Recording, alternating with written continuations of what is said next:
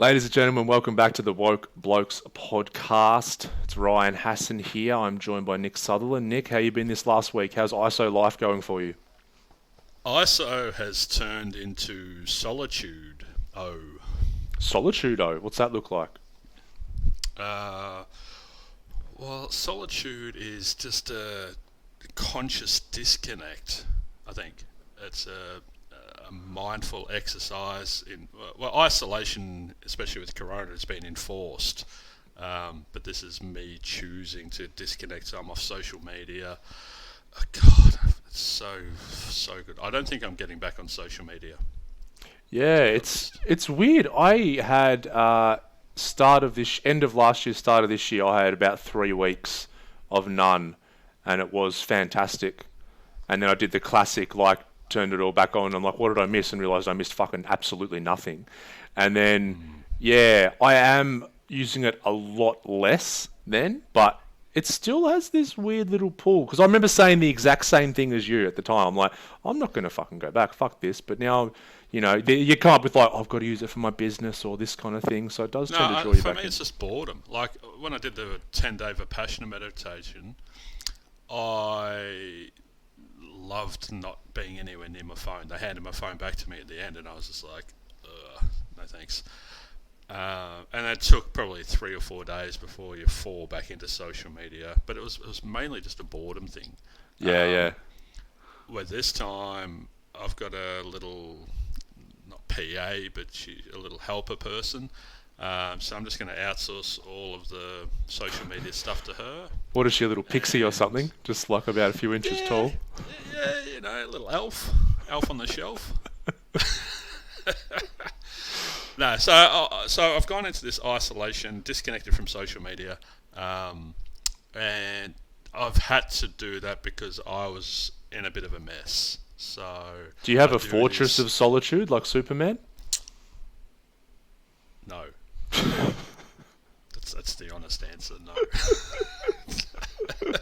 So let's see. So you've maybe set a few little boundaries at the minute with your own energy. Well, usually, you and I do this. We go into solitude. We'll go away for a week or a couple of days or whatever. I went to New Zealand by myself for 10 days and just drove around just in the Winnebago playing golf.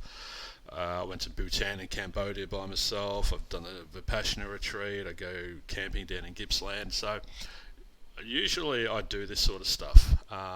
But I realised I've been doing it probably more reactively when I've had to do it instead of doing it proactively like you more do. So the big realization has been that I'm an empath and I completely forgot. How do you forget that? It seems to be quite a thing that's right there all the time. How do you forget? Because you grow up being conditioned that it's a bad thing Hmm. and to stop being sensitive. So when you are sensitive, you sort of go into a sense of shame and a bit of embarrassment, and you try and suppress it and push it down and push it away and be something that you're not. That's the only thing I can partially relate it to is being gay and what it would be like to be gay. So suppressing your sexuality because it's not the norm and people don't like it, and then finally and having gay tendencies perhaps, and people going, "Oh, stop being so gay, would you?" Mm. And not realizing that you may be gay, and I am an empath, and telling me to stop being sensitive is telling me to stop being me and who I am. Suppress part of your nature. Totally, Yeah. For totally, people for and not people who only don't. suppressed it, You go. but then became ashamed of it. Mm. Okay. This is, yeah. I suppose if someone is homosexual, that is part of their nature as well. It's a very good analogy. For people who don't know, like, what is being an empath? What does that mean? We're just we I've learnt we have more mirror neurons, so our brains are literally different to other people's. When we're having a conversation, we've got all these little micro movements in our face, for example, I can pick up on so many more of them than somebody that doesn't have those neurons. The way I have spoken about it in the past without realising it is you go down to the beach and there's a rock pool. I can see every grain of sand in the bottom of the rock pool, where most people can just see rocks or bunches, a crab or a fish or something. Yeah. And it's not something you ask for. So that constant flood of information is, you can drown in it. But it's not only that, you pick up on people's energy as well. You feel what other people are feeling. Classic thing is all these videos get sent around of people being hurt. They're doing stupid shit at home and they'll fall over and hurt themselves. I can't watch that, because I fear what that person is experiencing in that time. I wish I could. I wish I could just laugh at it like everyone else and oh, what a dickhead. But it's not possible for me to do so. Because you have a visceral experience of it. It's exactly. Yeah. I encourage people to check this out if they think they might be that way inclined. We chatted before. The biggest giveaway is if you can't watch anything violent, if you can't watch the news or listen to the news, or you can't watch people being hurt, or you cringe, it's definitely worth checking out to see if you're an empath or not. Absolutely. And this sort of links in with, I don't know if I've spoken about this on the podcast before, but the highly sensitive person, which we spoke before we turned the mics on, aren't the same, but I'm sure there's a lot of overlap between those two categories. Highly sensitive people, around 15 to 20% of the population. Why that is, the lady who does them has done the most research on this, Dr. Elaine, I can't remember her last name. But she's done the most research on this stuff, and it's sort of her summation that the reason why there's that percentage of the population, because they've found that there's that percentage of the animals they've studied as well have this highly sensitive trait too, and they think it's around maybe a survival of the species thing, is that if people have a certain percentage of a population has a more highly tuned nervous system, which is what a highly sensitive person is, which is just you feel everything more, then that allows for propagation of the species, because those ones are, say if there's a tribe, there's 20% or 15% who hear the noises of something out there, or they're more attuned to something that's about to go wrong, and or can tune into what other people in the tribe are going through, which they need to actually bring out. So it's an interesting theory, but at the end of the day, there is that percentage. For me, with the highly sensitive person, there's like a questionnaire you can do, and I'm just way down that high end, which is kind of good to know. As a guy, it can be very weird because we're not seen as sensitive, and it's seen as more of a feminine trait. But we all have that feminine and masculine energy. It doesn't matter what our gender is. But it's good to know that, because like you said, it can get suppressed when we're younger because it's seen as different. Well, I'm 42 and I'm only just coming out as being an empath, and I've spent the last 4 or 5 days embracing and accepting it and owning it and being at peace with it and being okay with it, and just trying to understand that I have to live a certain way, I have to do certain things in order to be okay, because I can't allow me to get into the headspace that I was in last Sunday. Yeah, it's like, if you have to sit down every night and watch someone getting hurt on the TV or something, and you had to do that, you'd like, have to change my circumstances because I can't. We watched this show the other night. We were watching the David Attenborough stuff and all that on Netflix. He's got all the different series. And we're on the kids one for Tommy, so watching something, and I'm like, oh, there's a Attenborough one on here. It was like behind the scenes, so it was showing like a lot of the actual film crews and what they have to do to get a lot of this footage. And there was this one right at the end of the episode, and I was freaking out. I'm like, how can this be on the kids one? They were trying to film these walruses. There's like hundreds and hundreds of walruses. And apparently, normally they would go up on these ice cliffs and be okay, but the ice had melted. His whole thing's about climate change. So now they're trying to climb up these rocks out of the ocean, and they're so awkward. Walruses are massive and fucking awkward. But they climbed up this 80-meter cliff face to the top, and the whole time I'm like, how the fuck are they going to get down? And anyway, that was what the whole thing was about. They couldn't. So these film people were filming it, and the walruses didn't have the dexterity to get down a cliff, so they would just all falling to their death. Hundreds and hundreds of walruses, and it's showing them all just falling down this cliff to their death. I was sitting there, I was like, I was traumatized. I'm like, why is this on the kids one? Why are they showing this? And I've been thinking about it for days ever since. And and I've spoken to a mate who watched that with his kid, and he's like, yeah, how funny with all those walruses falling to their death. I'm like, that wasn't funny at all. It was the worst thing I've ever seen. Yeah, but you said the word trauma in that, and that's what we're experiencing. But the thing with empaths is that it's such a blessing, but such a curse. Mm. Like, we get to experience, like, if the spectrum's, -10 to +10 for most of the population, we're probably -20 to +20. So I get to experience joy and love and all the amazing things to so many degrees further than regular Joe. Mm. But conversely, I experience, and I'm very open with my history of mental health issues, and it's so common for empaths to experience mental health issues, mental illnesses, severe anxiety and depression, but also physical illnesses. Fibromyalgia is huge amongst empaths as well. So yeah, it's both. There's the two sides to it. You can't have one without the other, No, you can't. And there is this high correlation between the mental illness and addiction and that kind of thing as well. Yeah. So not living an empathic life, I haven't been helping myself. I've always meeting other people's needs and not taking the time to self-manage and look after my energy, which has got me into some shitty spaces. So moving forward, especially in relationships, like, you can't hide from me. We're walking lie detectors.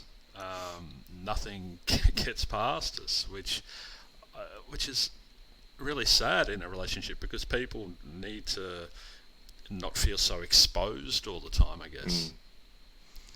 But I read this thing where it said, if there was a village of 10,000 people, 200 of them would be empaths, and probably 10 of that 200 would be men.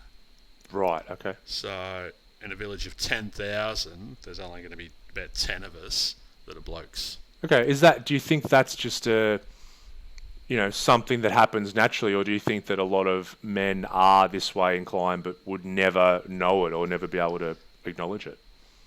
I think it's a bit of both. I think I do women being the primary caregivers are more in touch with their emotions. They're more emotive. They're more emotionally driven creatures. They're more nurturing. More nurturing, more caring, more empathetic. You can still be empathetic without being an empath as well. You can put yourself in someone's shoes, but you can't feel what they're feeling like empaths do. But yeah, and then there's the other side where blokes aren't really taught how to evolve that part of themselves, that caring and nurturing nature. Like, as a man who's highly expressive, I try and talk about my feelings, and I get run over a lot, and I think women need to do a much better job of, you hear it. I wish my husband was, more open with his feelings. But as soon as a bloke opens up with his feelings, the women will run them over, because women aren't used to it. They're not consciously doing it. It's not a bad thing that women. I'm not having a crack at women, but I think when a man does open up, whatever he's feeling, whatever he's saying, needs to be validated and needs to be recognised and understood, instead of turning it back around to making about the woman's feelings. Yeah, it can often be a real pattern interrupt that catches a lot of people off guard. And so all of a sudden, you can say for years, I wish you'd open up, and then finally he does, and it's like, I didn't want to hear that. I didn't want to know you had all those demons. Put the toothpaste back in the tube, would you? Stop it. I don't Too late. That's like, are you a Seinfeld fan? Yes. Yeah, there's the episode where Jerry starts getting feelings because he has a girlfriend 'cause he runs through girlfriends all the time, and she's like, Starts oh, getting feelings. yeah, because he's a funny character. It's like he doesn't care and blah blah blah, and he has this one girlfriend, and she goes, oh, you never get angry. I've never seen you get angry. And he's like, yeah. And then he tries to, and she laughs at him because it's like really disingenuous. And she goes, that's not good for you. You know, you shouldn't suppress, blah, blah. And then he started getting angry, and it was like the cat came out of the bag, you know. Then he was getting angry at everything because it started to feel good. And then later on, something happened, and he started crying, and he's like, what's this salty discharge coming out of my face? Because now all the emotions were coming out. And he was trying to give George a hug and tell him he loved him, and George is getting freaked out. And it's very, very funny. From a therapist's point of view, watching that episode, it was hilarious. And then at the end, he finally was like, come on, George, I want to talk. And George is like, stop this, Jerry. And then George is finally, who's the most disturbed character in the show. And then George goes, all right, I'm going to tell you what's in my heart. And then it cuts to the end, and Jerry's put all his emotions back in. And George is like, what happened? He goes, you scared me straight. You scared me straight. It's all gone back in. And he left George just all his emotions out on the table. He's left hanging. Jerry's at one end of the spectrum, but I think Kramer's at the other end. Like, Kramer feels everything. He's so expressive in his, the physicality as well. And there's no filter with what he says. No, and then I think George is somewhere in the middle. You know, he's very emotive, but then he shuts himself away as well. So I think he's the classic neurotic. Yeah, they've done a great job with finding characters the whole length of the spectrum. Yeah. No, I think that was one of the big successes of the show, was having that. You could see yourself in every character at some point. Totally. So it's interesting. I think, the empath or highly sensitive person obviously links with mental illness and addiction, but also you find a lot of people start heading towards, I suppose, career paths that are more on the creative side. So that can be therapist or counselor, that can be a comedian, that can be an artist, that can be a singer, songwriter, or a musician. It's because if someone has more of that highly attuned nervous system, like you said, like if you go to the beach, instead of seeing just a crab and a rock, you see every single detail of what's happening. That's why then a lot of people become some sort of an artist, because they can you can convey what the experience of life is like to the people who aren't in that category. That's why you'll find a lot of empaths or highly sensitive people are affected deeply by music. I know. Yeah. I play the drums. Exactly. Remember that meditation I did with Tool? Yep. That Tool afternoon I had. Mm-hmm. That was. I was not in a good headspace. So that afternoon was me trying to clean out my energy, I suppose, and having a drum kit in the house again is so important for me, because I can just go and release creatively. I've been journaling like a fucking madman. It's I'm just writing. I've got this really good article here, 13 signs of an empath. So 1, you take on other people's emotions as your own.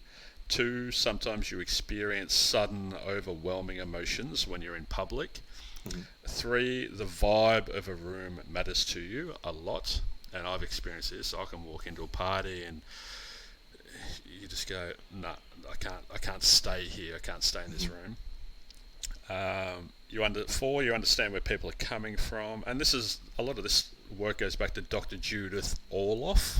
She's sort of the foremost, I don't want to use the word expert, but on this stuff. Expert? She's written I hate the word expert. It's like drinking your own bathwater. Yeah, as soon as you say you're an expert, it's like. But you're calling her an expert. No, I'm saying she's probably the most prolific person in that field. She wrote a book called The Survival Handbook for Empaths. Okay. So, number 5, people turn to your advice. All through high school, I was like the counsellor for all my friends. Number 6, tragic or violent events on TV can completely incapacitate you. Number 7, you can't contain your love of pets, animals, or babies. I seriously can't. I just go to fucking pieces. Number 8, you might feel people's physical illnesses too, not just their emotions. So I talked before about how I was on an aeroplane with a person and they felt sick, and I felt fine due to turbulence. And then when we got off, I threw up, and they were okay. So I took on what they were feeling. This brings up surrogating, which I want to talk about at the end of this list. Yep. Okay. Number 9, you can become overwhelmed in intimate relationships because you just get engulfed and get swamped, especially if you feel very strongly for a person. You know, as I said, like, if you're loved by an empath, it's going to be a completely different experience to being loved by someone else, because our feelings are so much more deeper and powerful. Number 10, you're a walking lie detector. Once again, not a great attribute to have in a relationship, because everyone does little white lies and needs to put up a little bit of a facade, and you can't around us. Number 11, you can't understand why any leader wouldn't put their teams first. Jacinda Ardern, the Prime Minister of New Zealand, empath, and you can tell through the way that she managed all the crisis that's happened over there. Was it the earthquakes? Yeah. Yep. In Christchurch, the earthquakes and coronavirus and everything. Number 12, you have a calming effect on other people and the power to heal them. So, in my work, people just walk in and all of a sudden they're walking agitated, and then within a couple of minutes they're completely, the walls are down. And number 13, you cannot see someone in pain without wanting to help. And this has been an issue for me. That attribute is great in my work, but then outside of my work, I can still see everyone in emotional pain and suffering, and I've just got this desire to go and help and to heal and to end that suffering, but people aren't asking for it. Yeah. And people don't want it. And when you go up to people and say, leading a horse to water and trying to make it drink, it's like sticking someone's head in the water and saying, "You're thirsty," and they're like, "No, I'm not. I'm fine."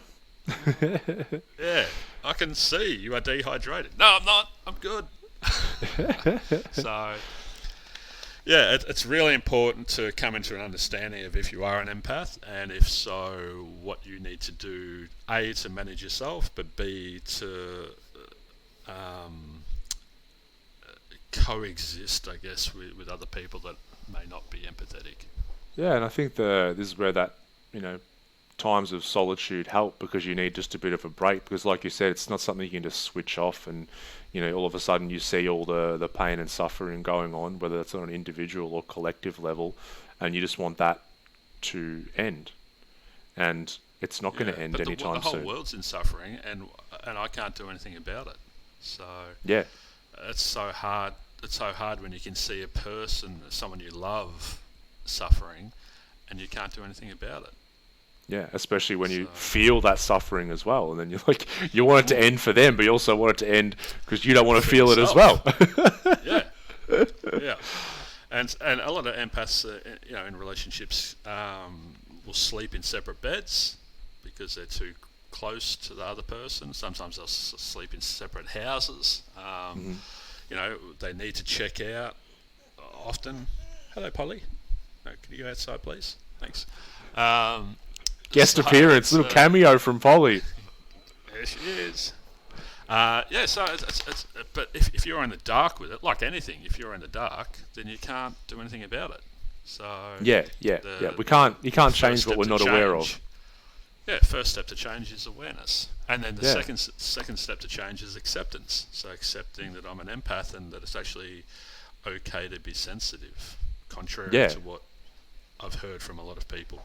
That's right. So then you have to start to work on that old programming, because you say, okay, it's okay to be sensitive, but then I've heard that it's not growing up my whole life, so I've got to start to rewire that. And so I'll just touch on surrogating, because it was real interesting what you said about the person on the plane feeling sick and whatnot. Then when you landed, you went and throw up and they felt fine. So that's what, we would call surrogating. So it's when we see someone in emotional, mental, physical pain, and then because we have this ability to feel what other people are feeling, we feel like if we take that on board, it can alleviate the stress that's on that other person. And in this case, it sounds like it did, because they felt fine after you threw up.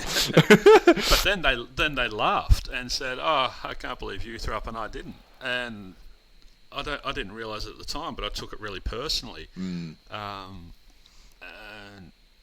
yeah, it was difficult for me to sit with it because I'm like, on some level, I knew that I'd not done them a favour, but I'd helped and healed or assisted them, and then they turned around and sort of threw it back at me like it was me being something wrong with me or something. Yeah, because they're just So unaware, But it feels exactly, very personal, though. It feels very personal yeah, because it's like, hey, I took this on. You'll know that if someone comes up to you and starts talking to you, and they're in massive distress. They've got this big problem, and they just start offloading and venting, and then they go, "Oh, I feel better now," and walk off, and you're left really heavy. So it's just like you've taken on all that stuff and say, "Let me hold that," which isn't my yours to hold. history of relationships.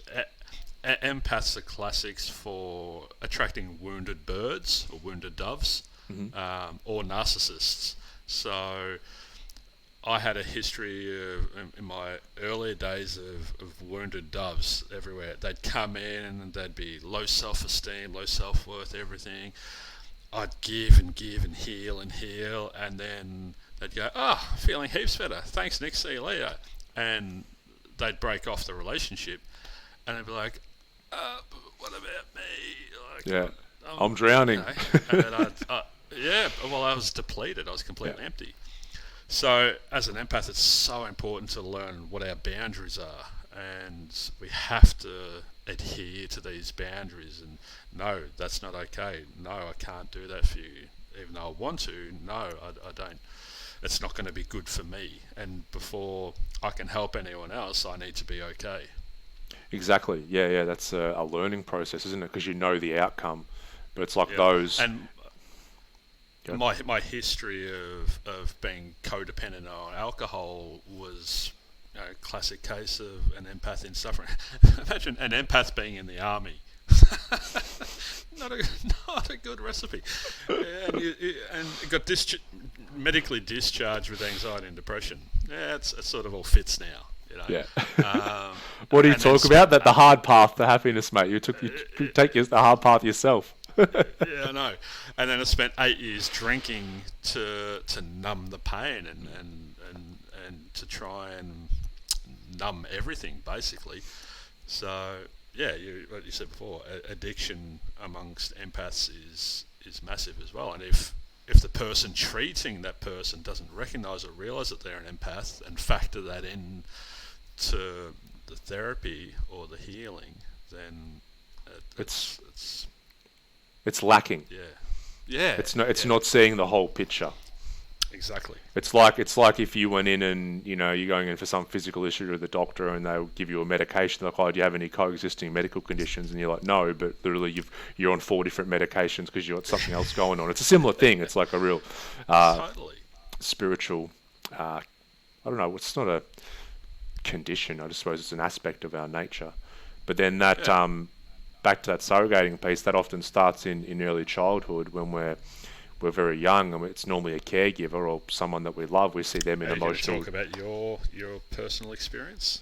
Yeah. Mine was hopefully Mum's not listening, but a lot of my healing journey has been around going back and processing a lot of emotions that I'd taken on from my mum. So whenever I saw her in some sort of distress or anxiety or whatever it was, when we were a little kid, we don't have as many options, right? And this will lead on. Dr. Gabor Mate talks about this as being the cause of ADD as well. Actually, it's not Well, genetic. we're also such sponges as well, though. We don't have any defences either.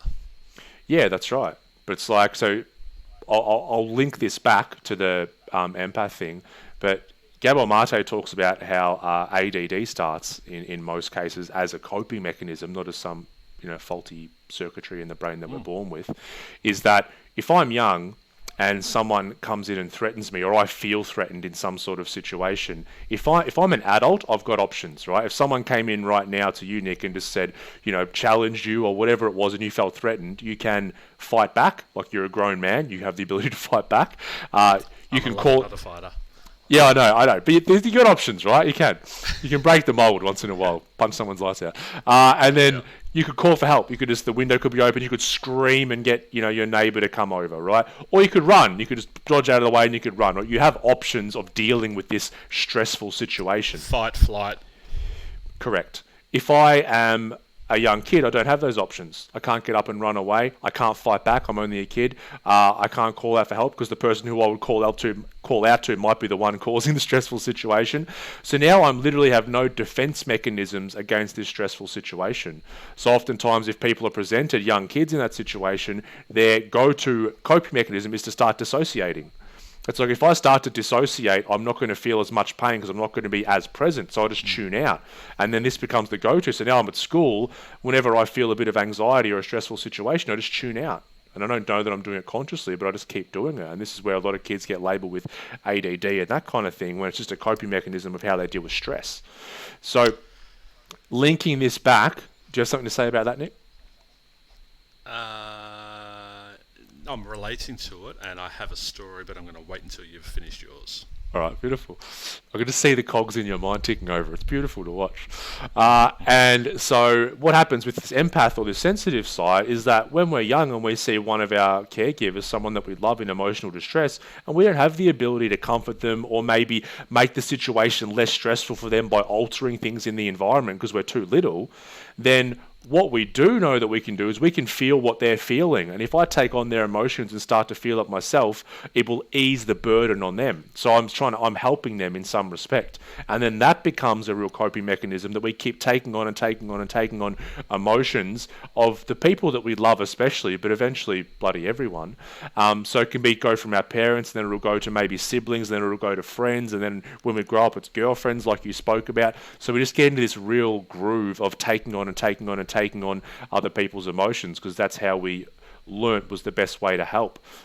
So for me, that was as soon as I saw someone, it started with my mum, but as soon as I would see someone in emotional distress, I wouldn't think about it. It would just bang, take it on, right? And straight away I would start feeling and feeling and feeling, not because I wanted to, but I thought that was going to help them because I felt like it did when I was younger. It sounds very empathetic in nature, and it depends on what you read. I've read something that everyone has the capacity or potential to be an empath, but it's shut down. Like I've heard lots of conversations about we all have the capacity to see spirits or to be a bit psychic, but that's closed off as well when we're children. You hear so many stories of kids seeing ghosts, and then the parent will say, no you didn't, no you didn't, no you didn't, and they'll convince the kids that they're being stupid or wrong or dumb or something. Like an imaginary friend or something. I had one, Captain Dick French. Yep. That was his name. That's the best. What a great name. I know, but interesting. So when I was growing up, my dad was very violent, prone to violent outbursts because undiagnosed manic depression, drugs, alcohol, self-medicating, so forth. So it was me, my mum, my sister, and my dad, and he was violent towards all of us. But when he was violent towards mum and my sister, I couldn't do anything about it, and so I took all that on. I absorbed all that on, and it wasn't until I was 30 when mum said, oh, by the way, that wasn't your fault. I had this massive ab reaction, this huge release of, it was like all these internal scars were pulled apart and just flushed from the inside. Like that's how cathartic this crying was. And it took me days to recover. I can only imagine, because you'd imagine that part of you would have been holding on to that blame from when you were 3 years old. Yeah, and the guilt. But as I was saying before, what you were saying, it sounds like as children, I think we're all empaths, we're all absorbed, because that's how we learn, is through these mirror neurons that I was talking about earlier. So monkey see, monkey do, and we do just take everything on. So for me, that was really important to do, and a lot of people call it shadow work. You've probably heard of shadow work and inner child healing and that sort of stuff. And I think that's so important to learn about our darkness, our monsters in the cave, and to go and find them and to befriend them and to not let them be so scary or to not let them be so heightened, because really they're just parts of us that are disturbed and in distress.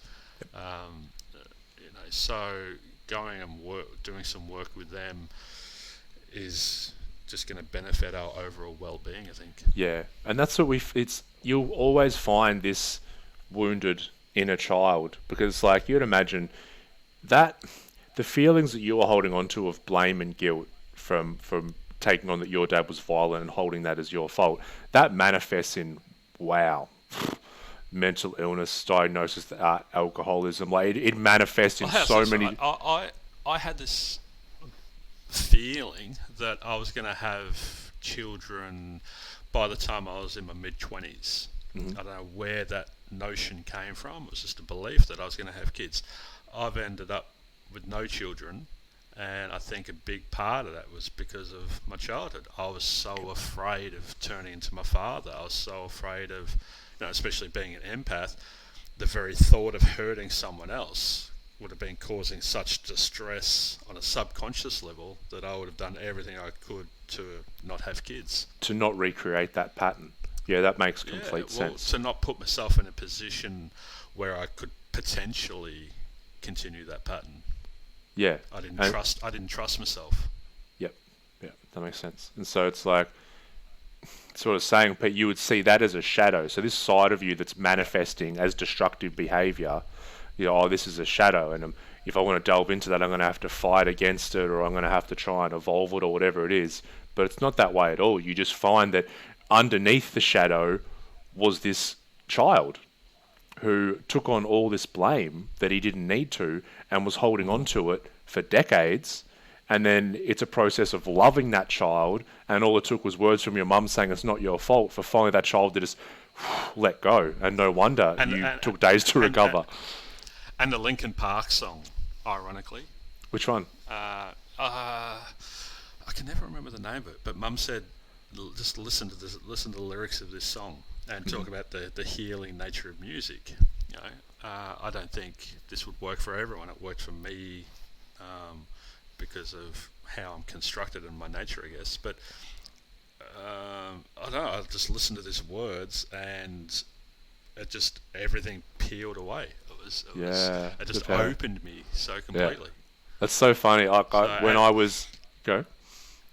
No, I was just going to say, and the version of me that went through high school as well, talk about ADD or ADHD.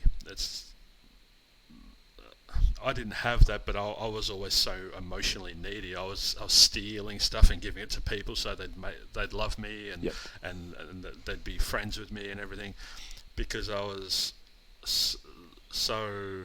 I had no self-worth, no self-esteem, no self-value, no self-love, no self-respect. All my self parts were completely debilitated and depleted. And, as I spoke before about empaths have a lack of who am I, because we always take on so much as well. So it's a really interesting space to get into when you sit back and park and look at it all objectively and start joining all the dots, and you're like, whoa, that's there and that's there. Yeah. That's what's going on there. And sometimes you can realise how futile it was, because I had the image then of something similar when I was younger. So you can imagine there's a classroom of kids, and there's 25, 30 kids, and then it's like you don't know at the time because you don't have the awareness. You don't know, I'm an empath, or I'm a sensitive person and this is blah, blah, blah. You have no fucking idea. Like, I had anxiety from the time I was 10, but I would never have, there's no concept in my mind, right? Yeah, it's just there's something wrong, right? But you can imagine your 25 to 30 kids, a group of people, like probably half or more, are going to be in some sort of distress or suffering, all right? And then you feel that, so then you kind of want to make sure the whole room's okay. So then you're trying to fight this battle where you're trying to make sure the whole room's okay, and you make this person's okay, but now someone's going into suffering over here, and it's just constant. And you can never, because you're never going to get a room of 30 kids where everyone's happy and fine. It's impossible. But you're trying to make it that way, which is just I used to try by making everyone laugh. I'd be the class clown. Yeah. That was my role. Yeah, that's it. That's the way to do it on a group level. But that had kill two birds with one stone. A, I alleviated everyone else's pain, but B, people liked me because I'd throw myself under the bus. Or Look how efficient you were being, mate. I really respect that version of me. I love it. That kid had some skills. Skills. And that version of me that had the Captain Dick French, my imaginary friend, he was around because I was so lonely and so misunderstood, and I continue to experience that as an adult, this feeling of being misunderstood. But having him in my life just created this amazing sense of comfort and peace, and like someone gets me, someone accepts me unconditionally, someone's not telling me to stop being so sensitive. Yep. You know, and that's what it goes. And I still remember the day he left, and he said, "All right, you're going to be okay. You don't need me anymore." And off we went. And we used to sail the world. Like, this is my imagination. We used to go on these amazing adventures.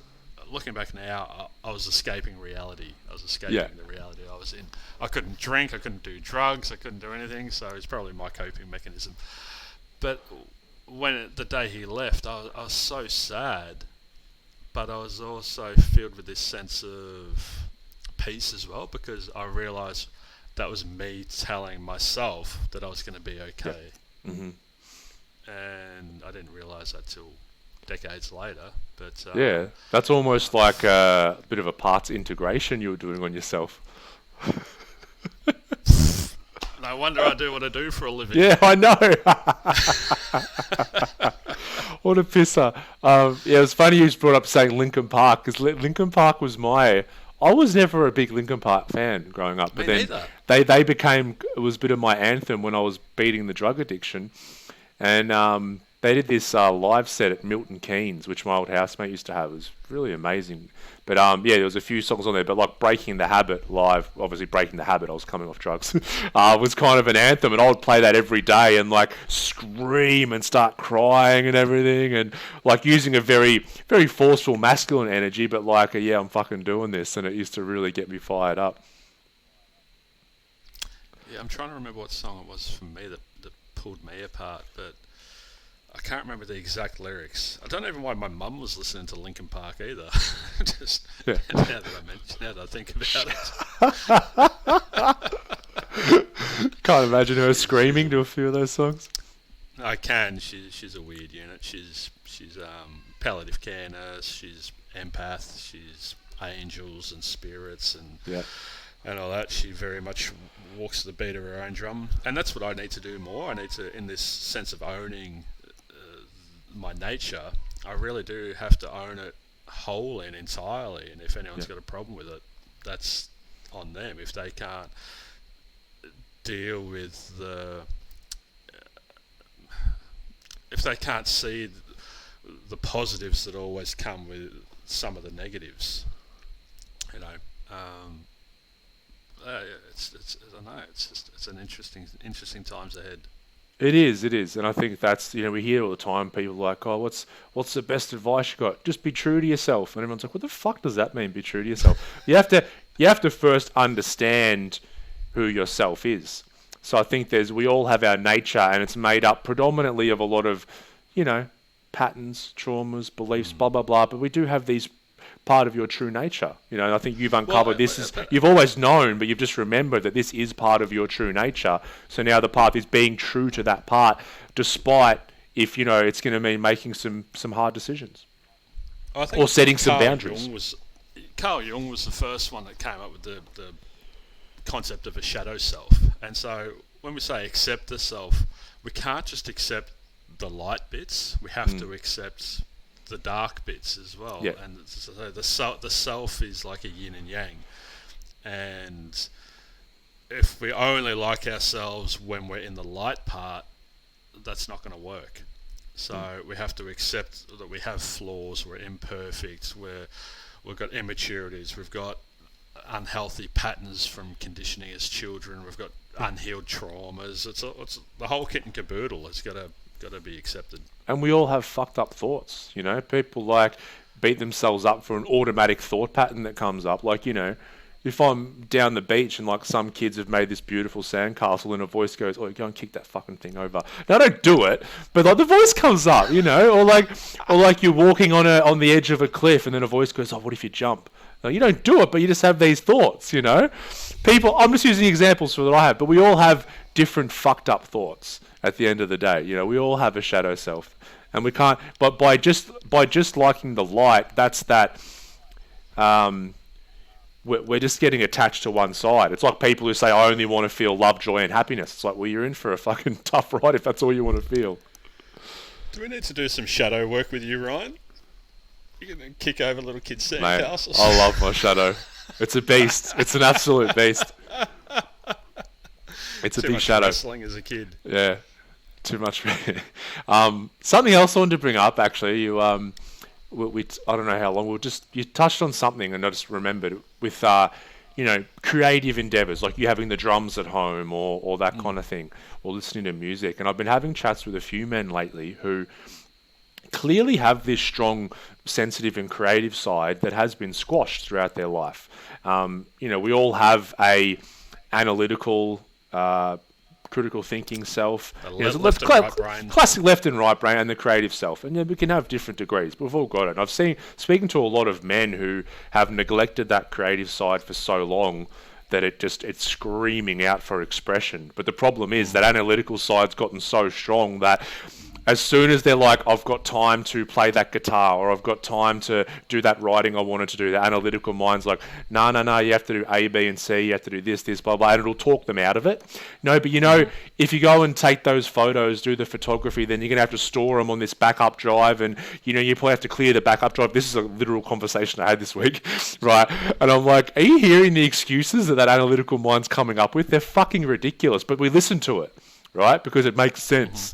Yeah, but meanwhile, we do that over years, and that creative part of us, it's like a little version, like we're a babushka doll, there's a little creative one inside of us, and it just wants to burst out, and we've been putting it back in its box for years, and then all of a sudden we create an imbalance. So there's an imbalance internally because it's not getting expressed, and then that leads to agitation, frustration, getting a little bit more angry and all this. And all it is just let that creative side out and make time for it, and don't listen to the analytical mind when it says you shouldn't do it for A, B, and C. Just say, fuck it, I'm doing it. Because without fail, every time we let that creative side out, we feel better. And we say, every single time we say, oh, I should have done that last week, should have done that last month.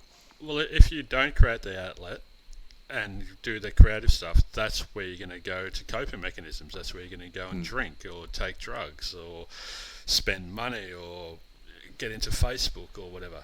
So it's don't put baby in the corner, man. Let those creative juices flow. Yeah, in whatever form that takes for you, and there'll be a form, just whatever you did when you were younger. I watch heaps of. I take heaps of photos. I'm very, I love. I write. I take photos. I play the drums.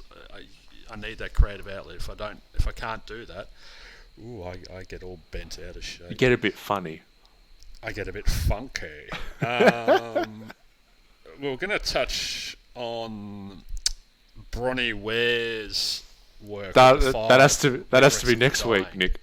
Yeah, so we're going to finish up and we'll come up with a segue for it, because I think they're linked in. There's these 5 top regrets from the people who are dying that they wish they'd done, and I think a lot of it fits into what we've spoken about today. So yeah, I think this is a good lead in. Part 1 and 2. Yeah. We just to let everyone know, we initially, before we jumped on, the whole episode was meant to be about the 5 regrets of the dying and start to talk about those, and then I said to Nick, I'm like, we'll just touch on that empath thing. That sounds like we might be able to talk about that for a minute. And we've talked about the whole fucking episode.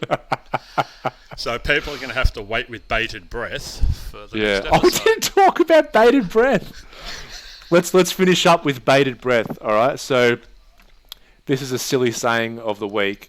Because Nick messaged me last night and you said, I want to talk to you about something tomorrow. I'm like, I'm waiting with bated breath. So Nick, where does this come from? This is a real weird one. I don't know, man. My first thoughts go to fishing bait. Like, Me this too. is the connection I'm doing.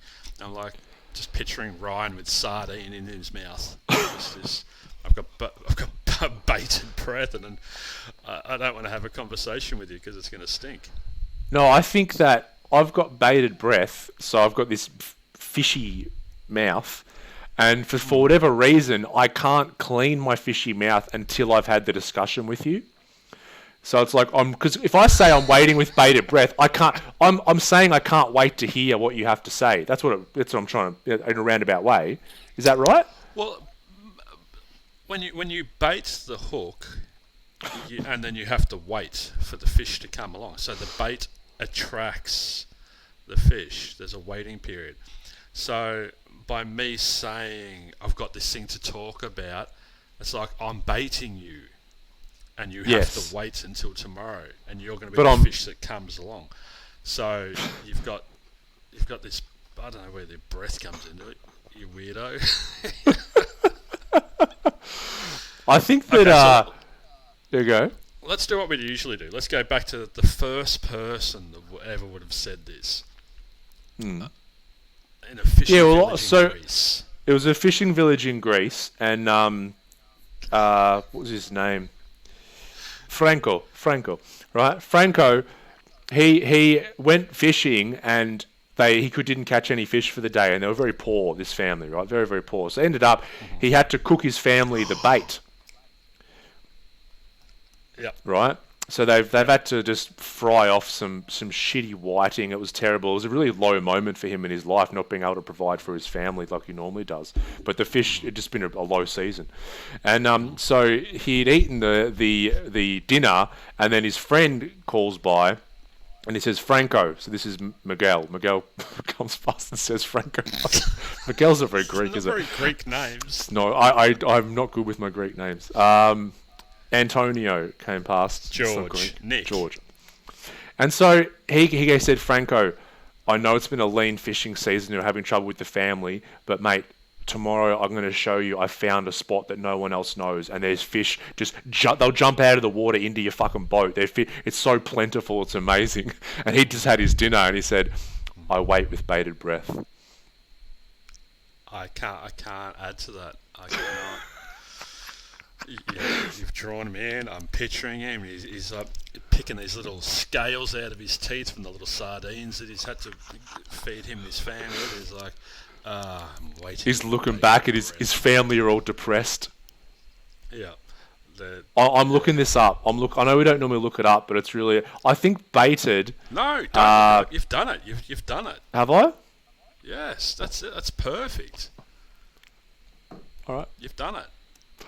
Nick, let's wrap it up there, and I wait for next week's episode with bated breath, where we talk about the 5 regrets of the dying and how we can avoid those. Bronnie Ware, palliative care nurse, watched thousands and thousands of people die. She saw there was top 5 that kept reoccurring, that people on their deathbed, the regrets they had about living their life, and she wrote a book about it years ago. There's been a lot written about it, but I think it would be important to talk about how we can avoid having those regrets when our time comes. Perfect. Looking forward to it. Looking forward to it. Guys, thank you so much for tuning in. Any questions, hit us up on Instagram, Woke Blokes Podcast, Myndfit, or the Centre for Healing, and let us know what you'd like us to talk about, and we will talk about it. I won't, because I'm off social media, but Ryan can deal with it. I'll deal with it. I'm the social media queen. Great. All right, peace out, everyone. Peace. Bye.